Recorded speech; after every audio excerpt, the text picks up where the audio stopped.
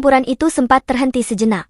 Bukan karena kelelahan, tapi karena Raja Pusar Angin, Singamaruta, memilih untuk menahan serangan lanjutan. Padahal, Patih Singamandala sudah tak sabar ingin melibas musuh-musuhnya yang masih berdiri di hadapan. Bahadur pun terlihat gelisah, ingin segera mengeluarkan kembali ilmu-ilmu sihir saktinya. Namun, mereka berdua ditahan oleh Singamaruta. Sang raja memilih tenang, menimbang langkah dengan kepala dingin, bukan dengan emosi. Sementara itu, di arah yang berseberangan, Ratu Gendrawani justru menunjukkan sifat yang sangat berbeda. Amarahnya meluap-luap. Hatinya membara, emosinya menggebu. Ia ingin segera kembali memimpin serangan melawan kerajaan Pusar Angin yang dipimpin oleh Singamaruta.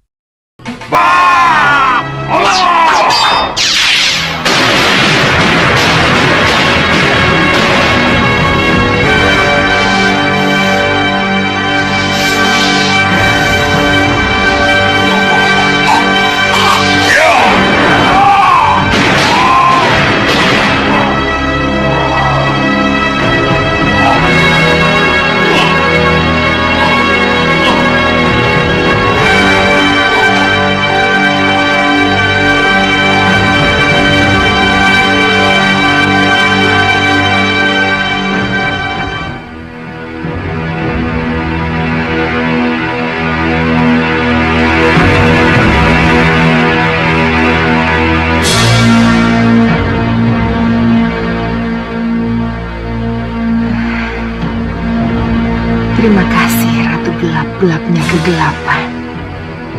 Kau sudah membawa aku ke sini.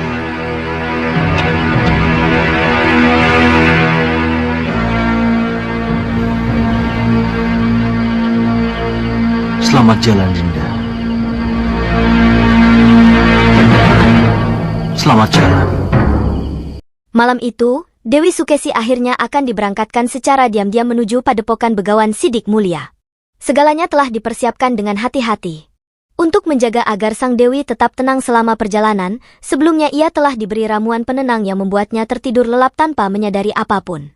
Prabu Angling Dharma hanya mempercayakan 2 orang untuk mengawal keberangkatan ini, Nyi Tiris, pelayan setia istana, dan seorang kusir pilihan yang telah lama mengabdi. Ia sangat yakin, jika dilakukan dengan cara ini, keberangkatan Dewi Sukesi tidak akan terendus siapapun. Namun di balik keyakinan itu, tak ada yang menyangka, bahaya justru datang dari arah yang tak mereka duga. Dari langit malam yang gelap dan sunyi, sosok Bahadur melesat turun dengan kekuatan penuh. Tanpa sepengetahuan mereka, langkah rencana ini perlahan mulai melenceng dari harapan.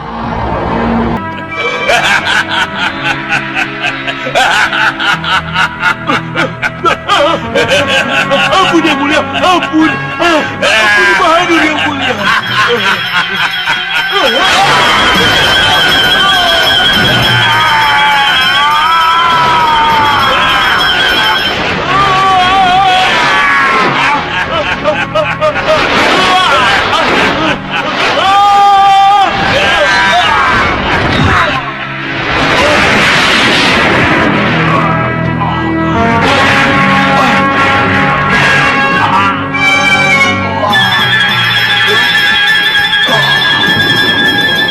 Bangun Bahadur, bangun!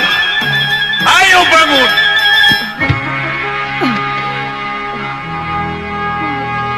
Gendrawani tiba-tiba terbangun di kamarnya. Pandangannya masih buram, dan kesadarannya belum sepenuhnya pulih. Ia tidak menyadari apa yang sebenarnya baru saja terjadi. Ingatan terakhir yang melekat di benaknya hanyalah pertempuran sengit, benturan kekuatan antara dirinya, Bahadur, dan Dewi Purasari dalam perebutan atas Dewi Sukesi. Tubuhnya terasa sangat lemah. Seluruh persendiannya nyeri, seakan baru saja dihantam badai.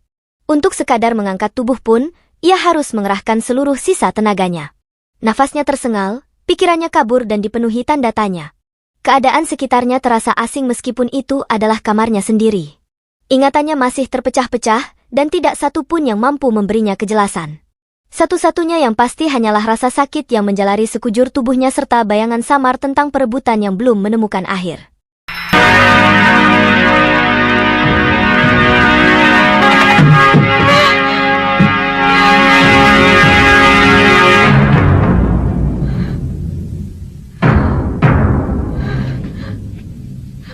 Putriku, apa terjadi denganmu, nak?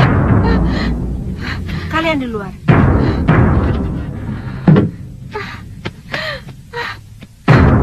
Putriku, kenapa kau jadi kaku begini?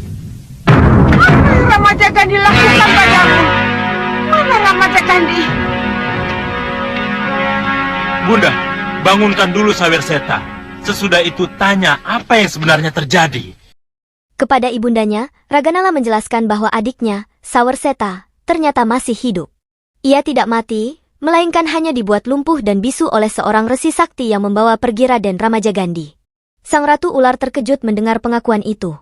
Ia tidak habis pikir, bagaimana mungkin Raganala mengetahui kejadian tersebut, padahal saat itu ia dalam keadaan pingsan. Namun ia segera tersadar. Ia lupa bahwa Raganala memiliki kekuatan penglihatan batin yang mampu melihat kejadian-kejadian yang sedang berlangsung dimanapun. Sayangnya, meski matanya menyaksikan segalanya, tubuhnya tak mampu bergerak sedikit pun karena tak sadarkan diri.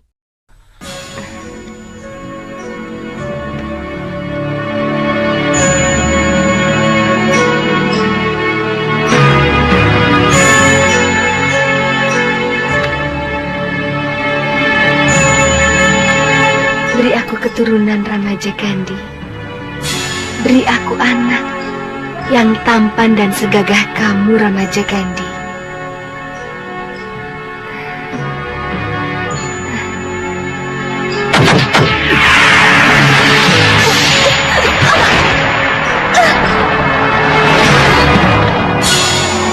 Tempat yang jauh, di sebuah perbatasan negeri yang asing dan sunyi, Jagat Satria terus melanjutkan pencariannya terhadap Ramaja Gandhi. Namun perjalanan kali ini tidaklah mudah. Di perbatasan itu, tak ada penunjuk arah, tak ada warga yang bisa dimintai keterangan, bahkan papan nama desa pun tak tampak di mana-mana.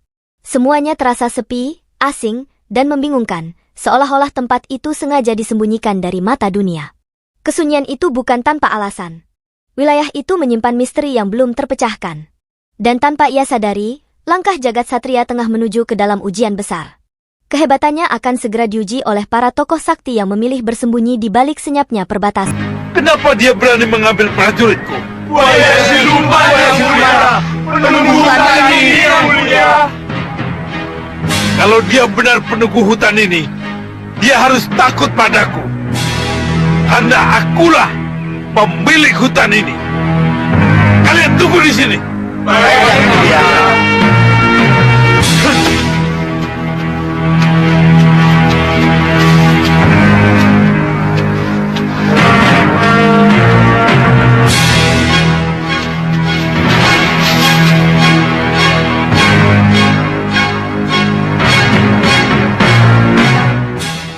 Kondisi di dalam gua tampak sunyi senyap. Tak terlihat satu makhluk pun di sana. Namun Sengkang Baplang yakin, siluman buaya masih bersembunyi di balik kegelapan gua itu. Dengan suara lantang, ia menyeru, memperingatkan agar para prajuritnya segera dikembalikan. Ia memberi waktu, memberi kesempatan. Tapi jika permintaannya diabaikan, ia tak akan ragu untuk menghancurkan tempat itu sampai rata. Namun setelah ditunggu, tak ada satu pun tanggapan. Tak ada suara, tak ada gerakan. Sunyi tetap membungkus gua itu seperti tak pernah ada kehidupan di dalamnya. Kesabaran Sengkang Baplang pun habis. Ia menguatkan tekad. Bila memang harus dengan kekerasan, maka gua itu akan dihancurkannya sampai tak bersisa. Inilah Dewa!